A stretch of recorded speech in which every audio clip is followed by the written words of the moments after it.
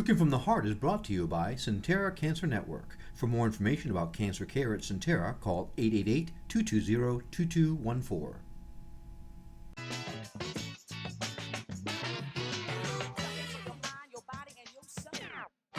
If you're just joining us, we are focusing today on colon health. And here to help us with that is Dr. Goudar from Virginia Oncology Associate, which is part of Sentara Cancer Network, right? Yes. Now, tell me a little bit more about that. So our network is a group of cancer specialists, and our goal is to provide very cutting-edge, world-class care to our patients and neighbors here in Hampton Roads. Oh, that's fantastic. Well, today we are cooking for our colon.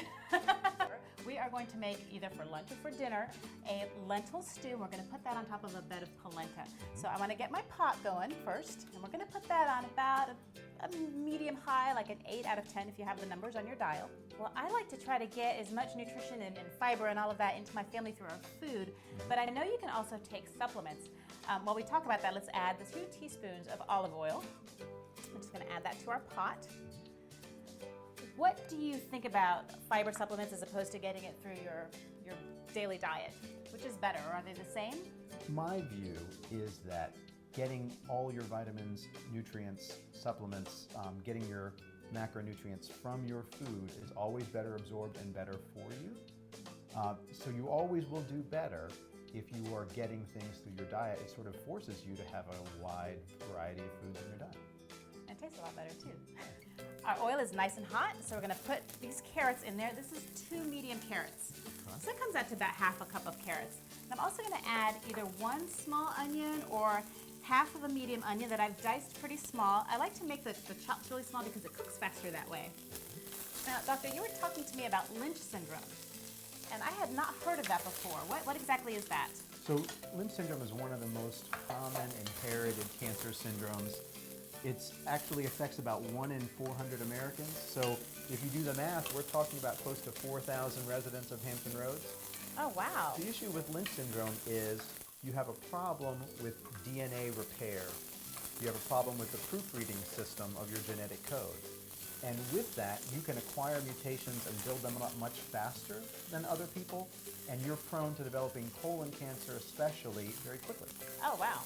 That's something good to check for then. Absolutely. And so patients who have a strong family history of colon cancers or some related cancers, we'll see them and talk about the best way to screen them for Lynch syndrome and how to keep them healthy. Oh, wow. That's fantastic that you can do that kind of screening now. Now to this is nice and hot. I'm going to add about 4 ounces of lentils, which is about half of a cup. I'm just going to put that right in there and kind of stir it around. And then I have some vegetable stock, 5 cups. If you wouldn't mind passing me that. I'm just going to, if you can just pour it right there on top. Whoa. I do that all the time. Okay, and I'm just going to let that come up to a boil. Let me dry that off real quick. Now our lentils are boiling and we're getting a nice steam bath here, and it smells so good. And to this I'm going to add even a little more nutrition. We're going to add some quinoa.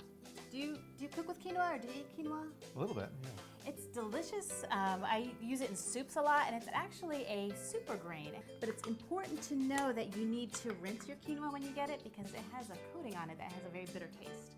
So you want to take it, even if it says it's rinsed, I always put it in a strainer, run it under water for a little bit until the water runs clear.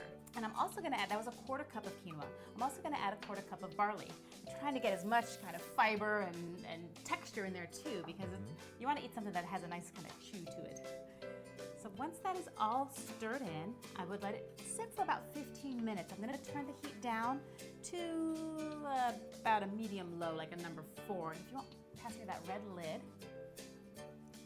I'm going to cover that and let that cook for a little while. And right at the end, I'm going to put in some kale, which is going to add just more calcium, more iron. It's so good and so healthy for you.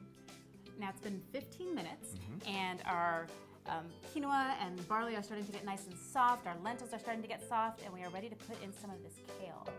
And actually, if you don't like kale, you can use spinach as well. I like to alternate them out so you get some variety. You could even mix them both in there. And I'm just going to put it right on top. It will look like a lot, but the heat is really going to wilt that down. But it just looks healthy, doesn't it? With all that green and the orange from the carrots. Get that going. And then what you're gonna do is you're gonna cover it, put it on low, and let it cook for about 25 minutes because you really need time for those lentils to absorb that liquid and to become nice and soft. While that cooks, I'm gonna scoot it over and we're gonna work on our polenta, which is gonna be the bed for this delicious lentil stew we're making. So excuse me 1 second. Slide that over there. Okay, and in here I've got 3 cups of water. I'm gonna bring those to a boil, and I'm gonna add about 1/8 to 1/4 teaspoon of salt. So for polenta, it's called kind of like almost a mashed potatoes, but it's made out of corn. It has a little more texture to it, and since it's made out of corn, it's going to have more fiber. I've got my 3 cups of water boiling, and I'm just going to add my polenta. So I'm going to ask you to be the whisker. All right. You be the whisker, and I'll be the dumper. And you want to kind of move quickly because it will plump up pretty quickly. Get that all in there.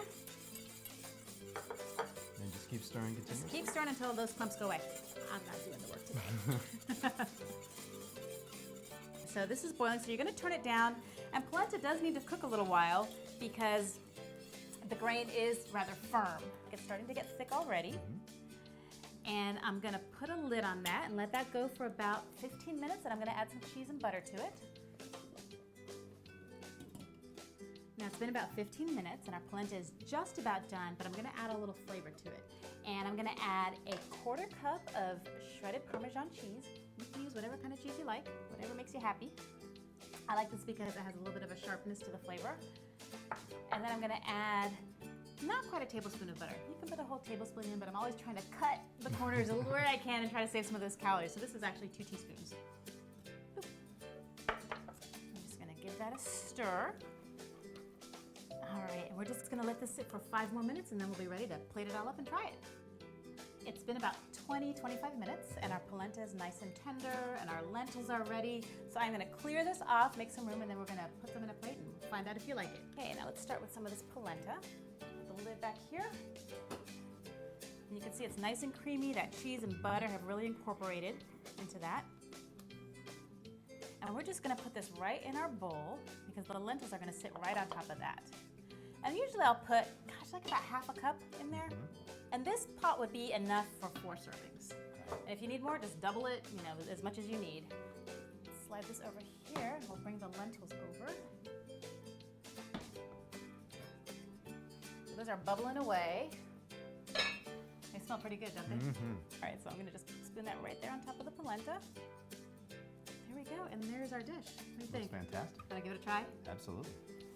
Well, before we eat this, I want to thank you so much for coming on the show today and for teaching us so much about colon cancer and preventing it and awareness. It's so important. So thank you very much, Doctor. Thank you. There you go. Let me know what you think. Make sure you get some of the polenta in there. Absolutely. Might be kind of hot. You good? You have the chew of the lentils and the soft, creamy polenta. They go great together. Oh, good. I'm glad you like it. I'm sure you'll like it too. And thank you for joining us. Now, if you missed any part of this or want to get any other recipes, check us out on cox11.com or cookingfromtheheart.tv. Don't forget to like me on Facebook. And remember, you don't have to be a trained cook or chef to prepare delicious, healthy meals for your family. You just got to cook from the heart.